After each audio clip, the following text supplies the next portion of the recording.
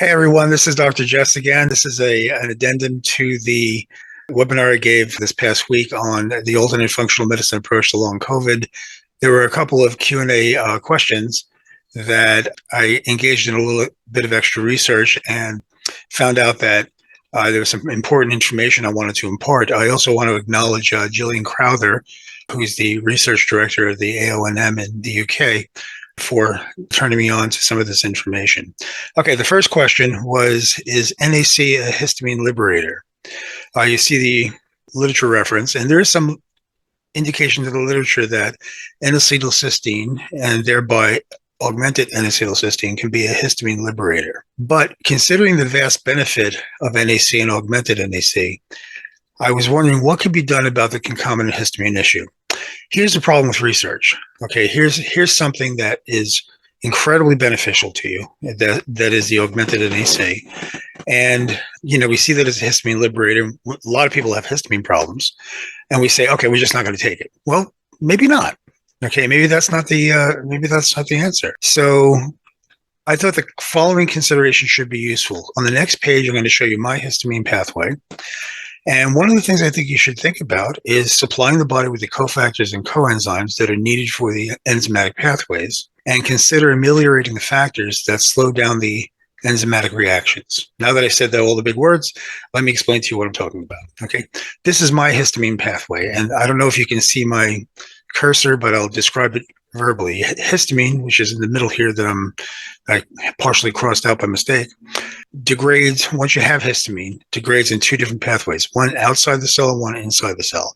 Outside the cell, go all the way to the left here, you see DAO, which is called diamine oxidase, and then below that, the ALDH, or aldehyde dehydrogenase family. Now, in the diamine oxidase can be supplied by various supplements. There are several supplements that supply the actual enzyme. But even if you supply the actual enzyme, you need the cofactors to run the enzyme. And the green arrow, or the blue-green arrow here, says copper, calcium, and water are the cofactors for diamine oxidase, and zinc and B3 are the cofactors for the aldehyde dehydrogenase family.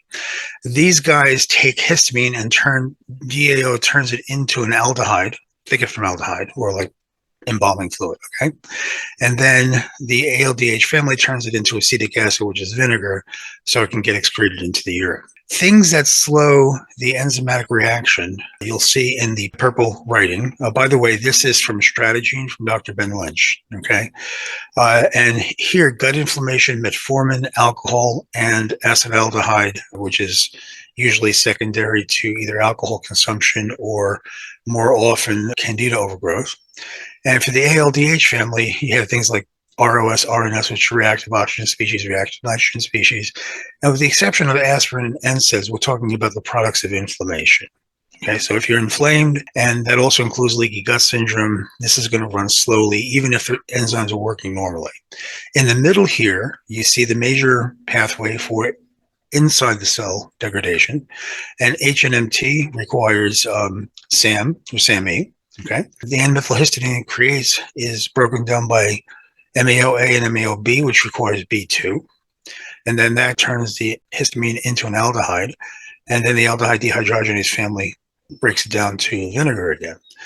And what's needed for this pathway is SAM, B2, and zinc and B3. There's a minor pathway that uses NAT2, okay, that requires B5. And things like increased estradiol, Tylenol, quercetin, cumin, licorice, garlic, grapefruit can slow this pathway down. So if we think about it, if you have a histamine problem, and here's the takeaway on this. If you have a tendency towards histamine reactions and the NAC or ANAC is clinically important, then consider treating the factors that make you react to histamine. And that's the histamine pathway cofactors, factors that slow the enzymes, maybe treating leaky gut syndromes, food intolerances, and so forth, okay? And the indicator for you would be if you already have histamine reactions to various other things. So instead of saying, well, I'm just not going to take the augmented NAC, which has phenomenal effects for you, maybe treating the reason for the histamine intolerance. Next question was, will methylene blue inhibit monoamine oxidase? And what are the effects? I took a little running around with this, and Jillian was incredible with it. It turns out methylene blue can significantly inhibit an enzyme called MAO-A. We visited that a few minutes ago. Okay, and MAO-B to a lesser degree. And in those who are taking SSRI medications, antidepressants, it may induce serotonin toxicity, which is a life-threatening emergency. I know that they bandied that term around a lot, like minor or major. No, no. Actual serotonin toxicity is a life-threatening emergency. So I dived into this research pretty deeply and found out some very disturbing things. That methylene blue slows the action of MAO-A down to a crawl. So I'll explain to you the pathway in a moment, okay? But one thing MAO-A does is break down what are called catecholamines, or the excitatory neurotransmitters, specifically dopamine and norepinephrine. You see where the arrows are. So when you knock that enzyme down significantly, you're going to end up having a higher amount of dopamine or norepinephrine, which is excitatory. On the next page, I showed you another pathway, and another arrow, the horizontal arrow is pointing to monoamine oxidase. Okay, this is where it breaks down serotonin. If you inhibit monoamine oxidase, not only will it raise the excitatory neurotransmitters and make you anxious and shaky and so forth, it's going to raise serotonin because it's not being allowed to break down. So you need to consider the fact that if you're taking SSRIs and you use methylene blue, which is usually used for mitochondrial function, it's good for that, unless everything's working fairly perfectly on this end, okay, you might end up with some nasty side effects, okay? And radically high serotonin with high dopamine symptoms, that's a bad combination. You're going to feel horrible. So here's the takeaway on that. Methylene blue, MB, is good to support mitochondrial function, but it's not critical. There are other ways of supporting mitochondrial function. So the use of methylene blue is definitely not critical. So if you're taking an SSRI, it's my opinion that the risk of using methylene blue outweighs the benefits of the methylene blue. Okay, and since you don't need it, and there's other ways of going about it, my recommendation would be to not use methylene blue. And first indicator, if you're taking an SSRI, is a definite don't bother.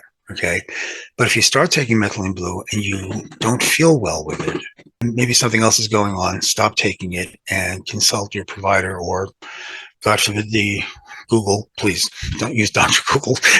Consult your provider or send me an email and let me make some other suggestions for you, okay? This is Dr. Jess, and I appreciate your time.